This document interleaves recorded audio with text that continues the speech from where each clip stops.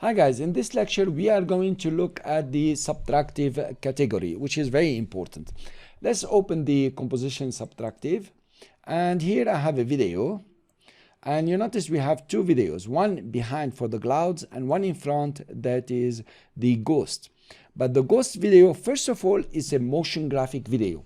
Now the modes will work for you for any video, if it's motion graphic or if it is a normal video shot using a camera. Cool. So I want to eliminate the whites here, or I want to eliminate the white colors. It just makes sense that I darken the video until the white disappear. For that, of course, we are going to use the subtractive category. Let's try darken. Now darken has worked very nicely. Let's put it off and look at it again. We notice here the colors, it's a bit dark here. If I do darken, now this is a bit somehow the same color, but it changed a bit. But the whole white area has disappeared. This is the major role of this category, and it's important that you learn that, because sometimes you will bring PNG or JPEG images and you want to remove that white that is behind them. So you don't have to mask all the way. You can just use this blending mode. Let's try multiply. Now you notice with multiply, the colors here are becoming darker. They are getting nearer to the original, and I like that. That's better. But I have a line here that's appearing.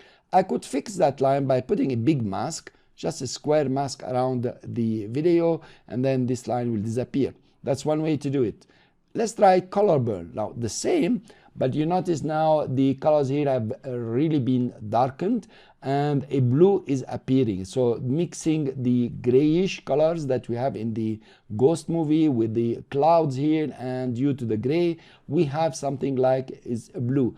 There is nothing you can do about this one. We can change here to go to classic color burn, which is the same almost, and you can change to linear burn. Now we have here a better image somehow. The gray are appearing even more and is mixing better with the cloud. The nicest here will be darker color. Notice that the video here of the ghost is becoming lighter, and it's mixing more. Look at the bluishes here.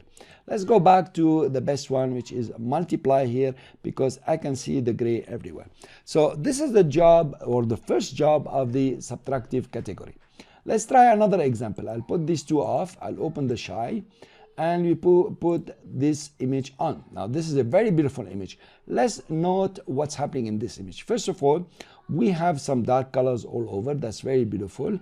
And we have some bright colors here, or light colors, that we want to change, for example, and give it another ambiance for the picture, change it all together. We can come to the background here. We have a background. I put a bluish background. What happens if we add here multiply? And you notice what's happening. All the white colors, all the bright colors have disappeared, and the picture has been darkened using the background colors, which is the blue. If I put another kind of background color, other things would have happened. For example, I don't know if we can get this one. Let's try this. Okay, but this one will crack the whole picture altogether, and it's quite something that you want to use. Then maybe you can open the opacity, reduce the opacity for this picture, the background picture, and here you are playing with it, and it's giving you this marvelous effects that you can really not get anywhere else, except of course in Photoshop. Fine, let's delete this one, and here we turned it into a blue. Let's try, for the guitarist, let's try the darker colors, and look what's happening here.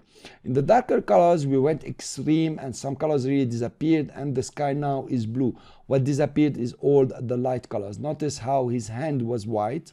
Let me remove this one.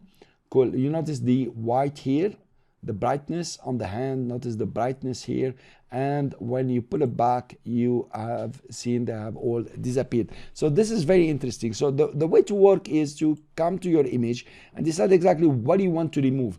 Do I really want to remove the whiter area and darken the picture, or I want to do the other way around? We'll see that in the next lecture. So here you are, you have changed them. Let's try something else. For example, the color burn.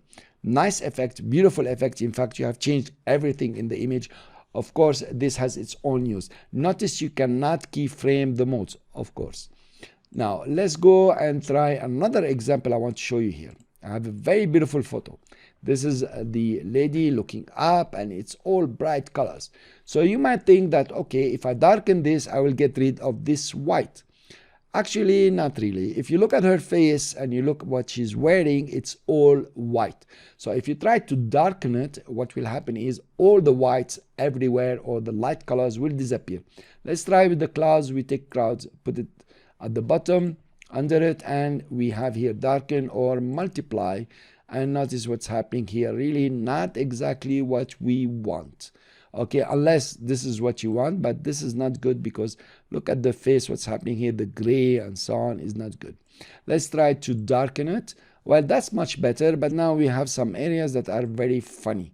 So it's not like because you have white, you can play with the multiply. You must study your video and your images to really guess what kind of blending will work and if blending works for you and for the two videos that you have. Thank you very much for listening. This was about the blending mode, the first blending mode, which is the subtractive category. I'll see you in the next lecture with another category.